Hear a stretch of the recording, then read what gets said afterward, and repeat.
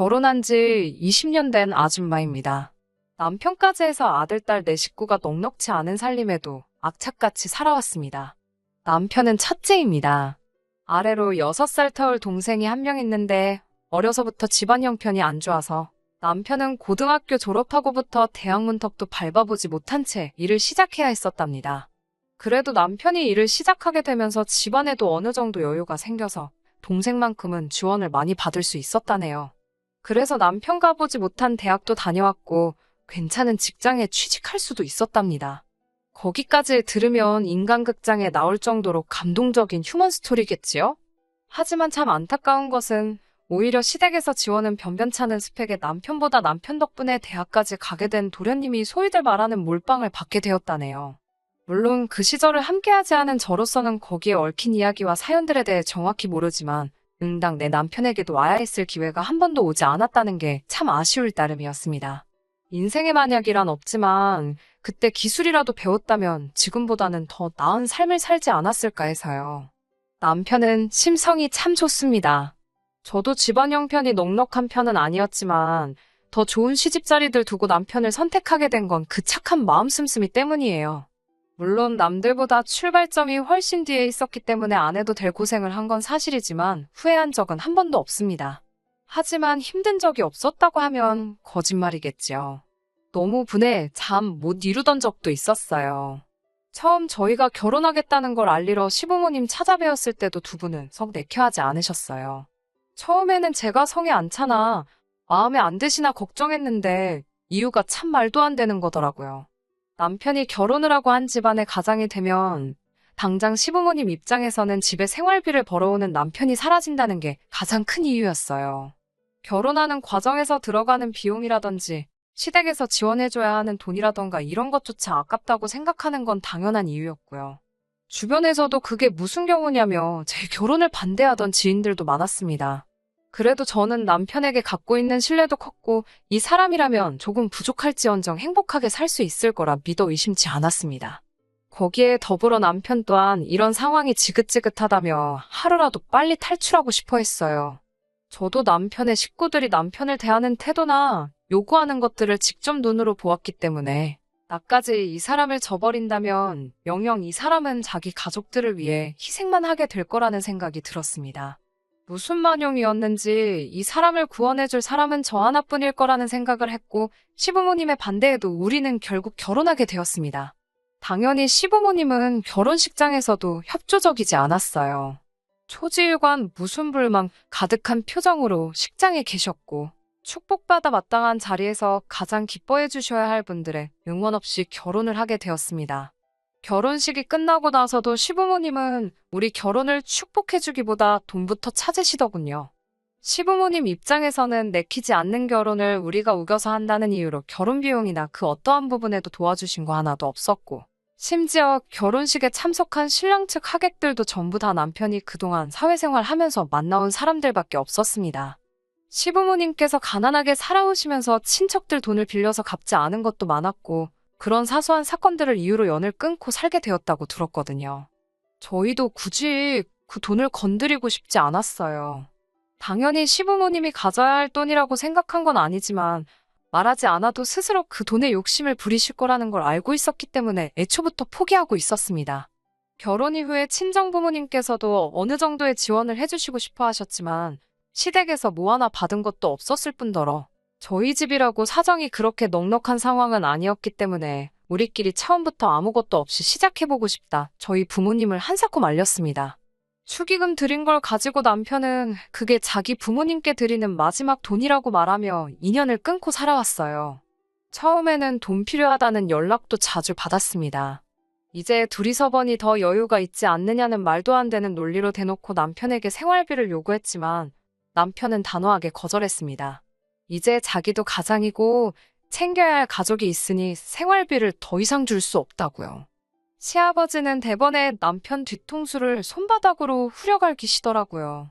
본인이 너를 그렇게 키운 적 없다고 아주 여자한테 홀려서 가족이고 뭐고 눈에 보이는 게 없냐고 아주 입에 담기도 힘든 욕을 하시더라고요.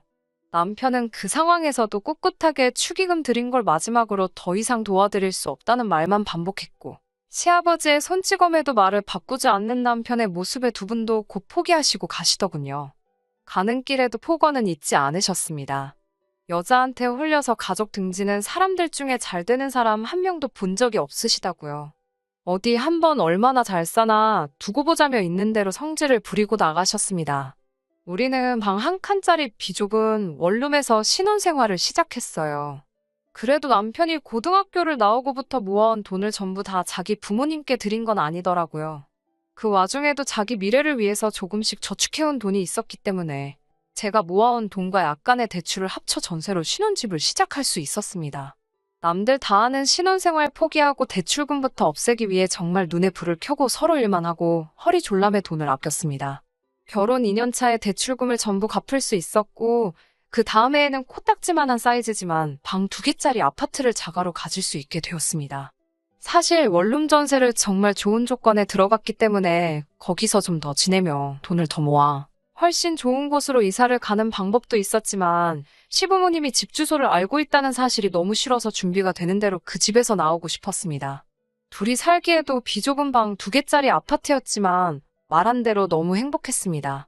그런데 안 그래도 좁은 집에 새 식구가 한 명 생기게 되었어요. 첫째가 생기게 된 것이죠. 저도 남편도 너무 기쁘고 행복했고 그 소식을 전해들은 친정부모님도 뛸 듯이 기뻐해 주셨습니다. 아이가 생겼다고 일을 그만둘 수는 없었으니 저는 계속 출근을 하는 상황이었지요. 그리고 평소 때처럼 퇴근을 하고 집에 돌아왔는데 매일 같은 신발 신으며 신발이라고는 한 켤레씩밖에 없던 신발장에 못 보던 신발이 2켤레가 더 있더라고요. 신발의 주인은 시부모님이었습니다.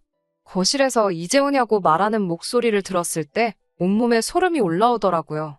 여기는 어떻게 알고 찾아오신 건가 했더니 남편이 주소를 알려줬다고 하네요. 임신 소식을 들었다고 축하한다고 하시며 돈 10만 원이 든 봉투를 저에게 건네주셨습니다. 시부모님이 집에 돌아가시고 그날 남편하고 처음으로 싸웠습니다. 대체 무슨 생각으로 집 주소를 알려준 거냐고요. 영 끊고 살기로 한 거 아니었냐고. 그렇게 보고 싶었으면 혼자 찾아뵈면 되는 걸 무슨 생각으로 집 주소까지 알려준 거냐 따졌어요. 남편은 고개만 푹 숙인 채로 미안하단 말만 중얼거리더라고요. 하지만 아무리 생각해도 시부모님께 주소를 알려줬다는 사실이 이해가 되지 않아서 남편을 계속 다그쳤습니다. 계속 저한테 욕만 먹으며 아무 말 못하던 남편이 버럭 성질을 내면서 제게 말하더라고요. 아이 생겼다는 이야기를 장인 장모님께 처음 말했을 때 자기는 마음이 아주 찢어졌다며 그걸 알고나 있냐고요. 자기 부모님들이 이제 할머니, 할아버지가 되는 경사인데 그 기쁨의 순간에 자기 부모님이 함께하지 못한다는 생각을 하니 눈물이 앞을 가렸다고 합니다. 집 주소를 알려드리기 전에도 혼자서 따로 연락을 했다고 하더군요. 연락을 해오면서도 돈 이야기 한 번 꺼내신 적 없고 동생도 학교를 졸업하고 대기업에 들어가게 되었다고. 이제 동생이 부모님을 모시고 있으니 우리한테 더 이상 돈 이야기 하시지 않을 거라고 소리를 박박 지르더군요. 돈 이야기 안 할 거라는 건 어떻게 믿냐고 따지니 자기 어머니가 돈 봉투도 주고 받지 않느냐며 입가에 침이 고일 때까지 소리를 고래고래 지르더라고요. 네, 돈 봉투 받았죠. 10,000원짜리 9장에 5,000원짜리 2장이 들어있는 10만 원이요. 물론 저희가 연을 끊으려 시도한 건 사실이지만 결혼 생활 3년 동안 시부모님한테 숟가락 한 세트조차 받아본 적이 없습니다. 더군다나 처음 저희에게 주신 돈이 5,000원짜리가 섞인 10만 원이라는 사실도 어이가 없었습니다. 그런데 남편은 그 10만 원이 어긋난 시부모님과 우리 사이를 제자리로 돌려놓을 좋은 신호라고 이야기를 하며 오히려 제가 화를 내고 있는 이 상황이 이해가 가지 않는다는 듯 되려 소리를 지르더라고요. 남편의 말이 무조건 틀린 것만은 아니었습니다. 그 뒤로 시부모님이 가끔씩 방문하기는 했지만 과일 한 봉지라도 직접 사다 주시는 적은 단 한 번도 없었어요. 하지만 그렇다고 저희에게 예전처럼 노골적으로 생활비를 달라 요구하시지도 않으셨어요. 그렇게 시부모님과 몇 번의 교류를 하면서 남편은 기가 살아서 그것 보라고 이제 온 가족이 서로 행복하게 살기만 하면 되는 것 아니겠냐고 하면서 모든 게 제자리로 돌아왔다는 것처럼 으스댔습니다. 그리고 안 그래도 비좁은 우리 집에 또 한 명의 식구가 찾아오게 되었지요. 둘째인 딸이 태어나게 된 것입니다. 다행스럽게도 맞벌이 부부였던 저희가 계속 일을 할 수 있었던 건 친정어머니의 도움이 컸습니다. 저희 형편을 알고 계시기도 했고 결혼할 때 아무것도 지원해주지 않았다는 걸 이유로 제가 퇴근할 때까지 아이를 아무 대가 없이 봐주시고 계셨거든요. 그러던 어느 날 시어머니께서 저를 따로 찾으셨습니다. 단도직입적으로 저를 찾은 이유를 말하시더라고요. 사돈이 애 봐준다고 고생 많은 거 안다고 웬일로 따뜻한 말을 건네며 자기도 할머니 된 기쁨 좀 누려보고 싶다고 둘째가 태어난 김에 자기도 아이를 돌봐주고 싶더라고요. 마음만은 고맙지만 조금 의아하기도 했습니다. 왜냐하면 3살 된 아들은 손이 많이 가니 싫고 갓난쟁이인 딸아이를 자기가 맡아주고 싶다고, 아들은 친정어머니가 계속 보게 하고 갓난쟁이만 제가 출근하는 길에 시부모님 집에 내려주고 가라고 하시더라고요.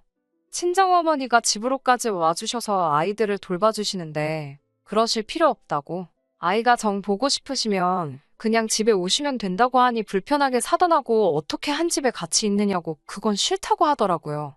그래서 저도 굳이 그렇게까지 해서 아이를 어머님께 맡겨야 할 이유를 모르겠다고.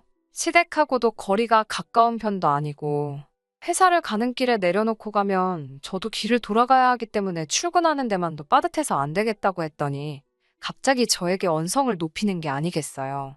그저 시애미가 하는 일이라면 거절부터 하고 본다고 하면서 니네 엄마한테 돈을 얼마를 주길래 시모가 애 봐준다는데도 싫다고 하는 거냐고 소리를 지르시더군요. 시어머니가 아이를 봐준다는 목적은 하나였어요. 할머니 된 기쁨을 누리고 싶은 게 아니라 아이를 돌봐준다는 명목으로 우리한테서 돈을 받아가기 위함이었던 거죠. 그 와중에도 아이 둘 다 봐주는 건 힘들 거라고 생각한 건지 갓난쟁이인 딸아이만 봐주고 싶다고 하는 거였고요. 그러면서 제가 지금 친정에다가 돈을 빼돌리고 있다고 말하니 어이가 없더군요. 이제서야 본성을 드러내나 싶어서 친정어머니는 대가 없이 저를 위해 아이 돌봐주고 계시는 거라고, 돈 때문에 하고 계시는 거 아니라고 한마디 했죠. 시어머니는 입에 침이나 바르고 거짓말을 하라고 말하고 믿을 생각도 안 하셨고요. 아무튼 아이는 어머님께 맡길 생각 없고 봐주신다고 해도 돈을 드릴 여유도 없다고 말했습니다. 시어머니는 아직도 본성이 안 바뀌었다며 혀를 차시고 저도 더 길게 이야기하기 싫어서 자리 박차고 나왔습니다. 그날 저녁에 남편하고 싸운 건 두말 할 것도 없고요. 정말 두 아이 태어났을 때까지 남편과 싸운 일이 손에 꼽았는데 2번 다 시부모님이 연관된 일이었네요. 하지만 보라고 결국에는 또 우리에게 돈을 요구하신 거 아니냐 따졌더니 남편은 그게 어딜 봐서 돈을 달라고 하신 거냐, 그건 돈을 달라고 한 게 아니고 정당한 대가를 요구한 거라 고집을 부리더라고요. 당연히 자기 엄마 입장에서는 우리가 친정에 돈을 주고 있는 걸로 충분히 오해할 수 있는 상황이지 않냐고 잘 이해할 수 있게 설명을 드렸어야지, 그저 시자 들어가는 자기 부모님 일이라면 매번 그렇게 불만을 갖고 들으니 좋게 들릴 수 있겠냐고 하더라고요. 그렇게 남편하고 대판 싸우고 냉전을 하고 있던 와중에 시어머니가 저에게 노골적으로 아이를 봐줄 테니 돈을 달라고 요구한 이유를 알게 되었습니다. 그건 바로 도련님 때문이었어요. 이제 장가갈 준비를 하던 도련님을 위해 한 푼이라도 더 돈을 지원해주고 싶으셨던 거죠. 대놓고 저희한테 둘째가 장가가니 돈을 내놓으라 할 상황이 안 된다는 걸 알고 계셨으니 아이 봐준다는 걸 이유로 저희 돈을 가져가려고 했던 거죠. 그 사실을 어떻게 알게 되었냐면 도련님 장가 보내기 위해 이래저래 노력을 해봐도 돈 나올 구멍이 첫째인 남편밖에 없었으니 나중 가서는 대놓고 동생 장가 가는데 너네는 아무것도 안 하냐며 돈 1,000만 원이라도 내놓으라는 식으로 나오시더라고요. 둘째가 시집가는 집안이 무슨 집안인지 아냐며 나중에 가서 아쉽게 안 할 테니까 투자한다고 생각하고 막무가내로 저희가 가지고 있는 여유자금을 다 내놓으라고 하셨어요. 남편 입장에서 그 돈을 주고 싶었는지 주기 싫었는지는 모르지만 그래도 그간 저한테 해왔던 소리나 으스대던 게 있기 때문에 그 말에는 대번에 거절을 해주더군요. 지금 와서 생각해보니 절 위해 그런 대답을 한 거라지만 별로 고맙지가 않네요. 차라리 그때 준다고 했으면 제가 질려서라도 결정을 일찍 내렸을 거라는 생각이 들 때가 있거든요. 아무튼 그렇게 시부모님 시커먼 속내를 다시 알게 되고 그러면 그렇지라는 태도로 일관하니 남편도 더 이상 저에게 시부모님이나 도련님네와 좋은 관계로 지내기를 강요할 수 없었습니다. 그리고 그제서야 저도 내면의 평화가 찾아왔고 친정어머니께서 계속 아이를 돌봐주면서 저도 회사 일에 집중하며 지내올 수 있었습니다. 그리고 그렇게 시댁과는 연을 끊고 지냈네요. 남편이 뒤에서는 연락을 하고 지냈는지는 몰라도 저는 아무리 시어머니한테 전화가 온다 해도 받은 적 없었고, 집까지 찾아온다고 해도 문 열어드린 적 없습니다. 남편 속이 그때마다 타들어간 건 알겠지만, 저는 더 이상 그 사람들에게 빈틈을 보여주고 싶지 않았거든요. 제가 얼마나 단호한지 충분히 인지를 하는 분들이시니 연락이 끊기는 건 그렇게 오래 걸리지도 않았어요. 아무튼 그렇게 지긋지긋한 10월도와 이별하고 현재까지 아득바득 살아왔습니다. 그리고 드디어 방 3개짜리 40평형 아파트를 갖게 되었습니다. 경기도에 새로 개발된 신도시이긴 하지만 신축 아파트이고 처음 이삿짐 드리는 날에는 감개가 무량하더군요. 그 비좁은 집에서 부대끼며 살며 참 고생도 많이 했습니다. 초등학교 때까지야 애들이 어려서 한 방을 쓰게 했지만 아이들 커가면서 더 이상 같은 방을 쓰게 할 수 없었고 그때부터 첫째인 아들이 희생해서 거실을 자기 방처럼 사용했습니다. 구석의 작은 책상에서 공부하고 거실인지라 그 흔한 침대도 놔주지 못하고 이제 다 끝났다 생각했는데 15년 가까이 연을 끊고 지낸 시부모님이 또 저희 집으로 찾아오셨더군요. 어떻게 오셨는지는 궁금하지도 않았습니다. 뻔하게도 남편이 모시고 왔더군요. 집 이리저리 다니면서 신축 아파트라 그런지 집이 참 좋다며 구경을 하더라고요. 제 속은 속이 아니었죠. 언제 가실런지 싶더라고요. 이번엔 또 어떤 이유를 대며 돈을 내놓으라고 하려나 예상하고 있는데 제 예상과는 다르게 저희에게 달마다 돈을 주겠다고 하시더군요. 첫째가 쓰기로 한 큰 방에 가셔서는 화장실도 바로 방 옆에 붙어 있으니 자기들이 이 방을 쓰면 좋겠다고 하시네요. 우리 집에 와서 살겠다고 말하는 거죠. 누가 살게 해준다고 했냐고 왜 또 15년 만에 갑자기 오셔서 그런 말을 하시냐고 했더니 이번엔 다르다고 네가 좋아하는 그 돈 우리가 줄 테니 여기서 살겠다고 막무가내로 우기더라고요. 그 돈이 얼마나 되는지는 모르지만 궁금하지도 않았고 같이 살고 싶은 생각도 없었습니다. 말도 안 되는 소리 하실 거면 그냥 돌아가시라고 두 분을 문 앞으로 내모니 그제서야 저한테 부탁하듯이 제발 이 집에서 살게 해달라고 말하며 본인들 사정을 설명해 주더라고요. 남편 돈까지 뜯어가며 올인했던 둘째한테 손절당한 지 오래라고 하덥디다. 빚까지 내가며 장가를 보냈는데 경제력 없던 시부모님이 그 돈을 갚을 방법은 따로 없으셨죠. 그래도 어떻게든 이자만큼은 두 분이서 충당을 하려고 했고 원금은 도련님이 버는 돈으로 메꾸고 있었나 봅니다. 도련님과 결혼한 동서네가 얼마나 대단한 집인지는 모르겠지만 그 대단하다는 집안에서 시댁으로 돈이 들어가고 있는 상황이 썩 달갑지는 않았나 봅니다. 그 말을 듣는데 뿌린 대로 거둔다는 말이 괜히 있는 말이 아니로구나 싶었어요. 친정어머니가 아이 돌봐줄 때 거기에 돈을 얼마를 주는 거냐며 성질 뻑뻑 내던 시어머니 모습이 스쳐 지나가더라고요. 아무튼 도련님이 어떻게든 무마할 수 있는 단계를 지나고 나니 시댁으로 돈 빼돌리고 있다는 걸 이유로 더 이상 몰래몰래 시부모에게 지원을 해준다면 이혼하겠다는 이야기까지 나왔나 봅니다. 너무하다고 생각할 수도 있지만 그쪽 입장에서도 남자가 해온 집 때문에 딸을 믿고 보낸 건가 본데 막상 결혼하고 나니 그게 전부 다 빚더미고 그 돈을 갚아야 하는 게 자식들이다 보니 그쪽에서는 사기 결혼했다 싶은 마음도 있었을 테니 이해가 가더라고요. 그리고 그렇게 몰빵했던 둘째에게 손절당한 시부모는 마지막까지 본인들이 살고 있는 집까지 정리해서 남은 빚을 갚아줬고 남은 돈 얼마 되지 않는 거 들고 나와서 그 돈을 우리한테 줄 테니 방 하나를 내놓으라는 식으로 찾아온 거지요. 어떻게 보면 참말년에 불쌍한 사람들이 되었지만 이해해주고 싶은 생각 하나도 없었습니다.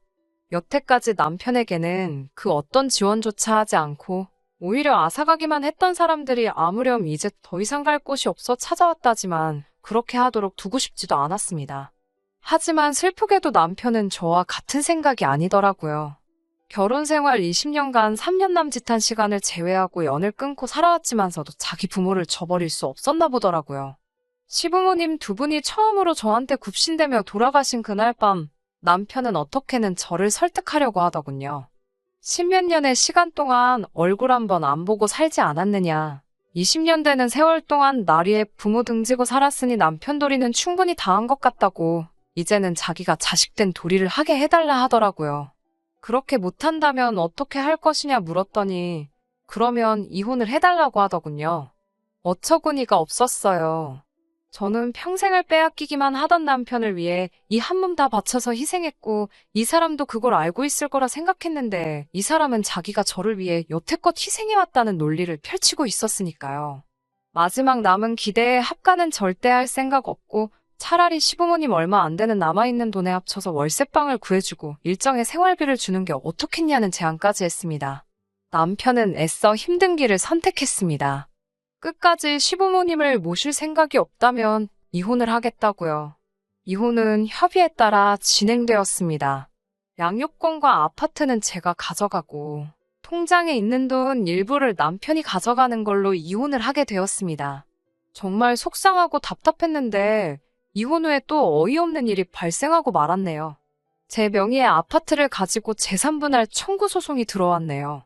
끝까지 욕심을 버리지 않는 시부모님을 용서할 수가 없었습니다. 남편까지 잃은 상황이 앞밖에 남지 않은 저를 너무 우습게 본 처사였어요. 저는 그 길로 시부모님을 파탄에 대한 유책사유자로 위자료 청구 소송을 진행했고, 남편에게는 따로 양육비 청구 소송을 걸었습니다. 아이들이 성인이 될 때까지 남편은 양육비를 지급해야 했고, 시부모님은 얼마 남지 않은 가지고 나온 돈마저도 저에게 위자료로 지급을 해야 했습니다. 남편이 시부모님을 이끌고 와 제 앞에서 빌더군요. 이렇게는 앞으로 살아갈 수 없다고 제발 선처해달라고요. 남편만 보면 어떻게 좋게 넘어갈 수 있다는 생각이 들면서도 언제 또 뒤통수를 칠지 모르는 사람들에게 좋게 넘어가고 싶은 생각은 없었습니다. 제 바짓가랑이를 붙잡고 미안하다 사과했지만 제 마음 바꿀 생각 없다고 그 사람들 전부 내쫓아버렸어요. 결국 이렇게 20년의 제 결혼 생활은 끝이 나게 되었고 남편과는 영영남이 되고 말았어요. 행복한 노후를 기대했던 게 저의 욕심이었을까요? 아이들한테는 제가 피도 눈물도 없는 엄마처럼 보일지도 모르겠습니다. 그래도 이제 제 남은 시간 저와 아이들의 행복을 위해서만 살아야겠습니다. 끝까지 들어주셔서 감사합니다. 오늘의 사연은 여기까지입니다. 구독과 좋아요, 알람 설정 부탁드리고 더 좋은 사연으로 다시 찾아뵙겠습니다. 감사합니다.